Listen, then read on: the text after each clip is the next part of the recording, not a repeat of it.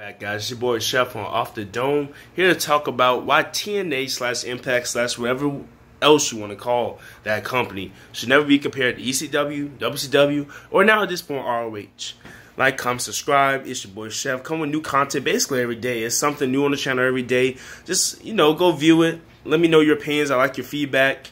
And that's how we get down here over Off the Dome.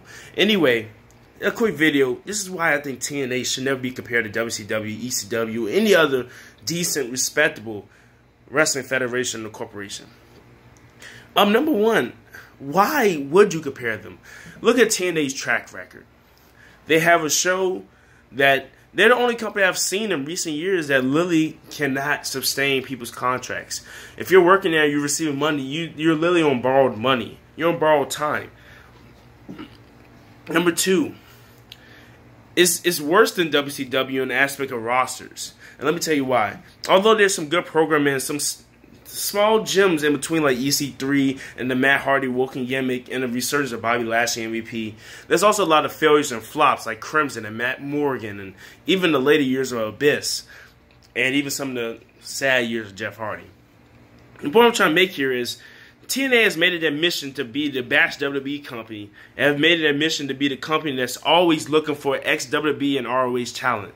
That's all they do. Now, I know wrestlers go in circulation because there's only a few companies to go to, but the problem is that homegrown talent, they prove that, one, they haven't made any growth. Because if they had growth in money and status, they would have enough money or at least enough essential benefits to keep top stars like AJ Styles, Bobby Roode, Samoa Joe. The start of TNA 4 are long gone, basically. And now they're stuck with the crumbs. And it's sad to see this because at WCW, at least they had some loyalty to their brand. Now, a lot of times they did fly from WWE to WCW for money reasons.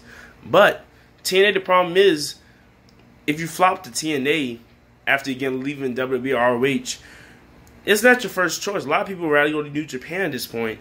And secondly, they don't have their own originals to even try to get leverage to stay there. WCW at least had people that were like, you know what, WCW's my brand, I'm going to stay here. Sting was a loyalist. The Steiner Brothers were loyalists in a way. Booker T was a loyalist to a extent. You don't have that TNA anymore. They can't afford to do that anymore. And last, we have storylines.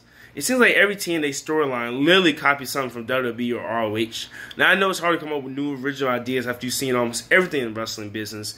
And the peak years have been fruitful. Many ideas, many concepts, many great matches. So it's pretty hard to come up with new ideas and be original. But TNA don't even try to hide that they're copying off WWE. Daniel Bryan, Eric Young, CM Punk, Austin Aries. It's always some type of copycat type, shenanigan type situation. And even though EC3 came by and redid it, even though Drew McIntyre came by and resurged TNA, at the end of the day, what happened? WWE just bought their contract out and they left. They knew the money wasn't guaranteed there, so they didn't stay. And that's the main problem with TNA is that they can't get anyone to stay. They have nothing to really bargain with to show you that we care about you. AJ Styles had an interview with Vince Russo and other people saying that he would have stayed at TNA if they would have DM a little bit more. That's all he asked for, and they said, no, you're not worth that. When you tell the guy who's basically built your company, he built your X Division, he elevated Fortune and Group with Ric Flair, he was there, he gets the This Is Awesome chance every night. He's one of the most entertaining segments you have on your show. When you tell that guy that you can't give him an extra $200,000 to $500,000 a year, we're willing to pay people that don't even wrestle that money, then, he should be able to lead. But that's all. That's why I think that TNA would never be WCW, ECW, any of these other federations. A lot of people keep saying it's the modern day ECW and WCW. I think you're doing a terrible disservice to those products.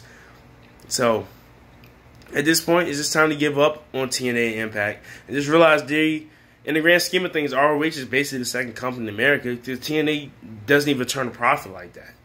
It's sad, but it's true. Anyway, this is your man, Chef. I'm on Off the Dome. Like, comment, subscribe. You get more videos daily. Peace out.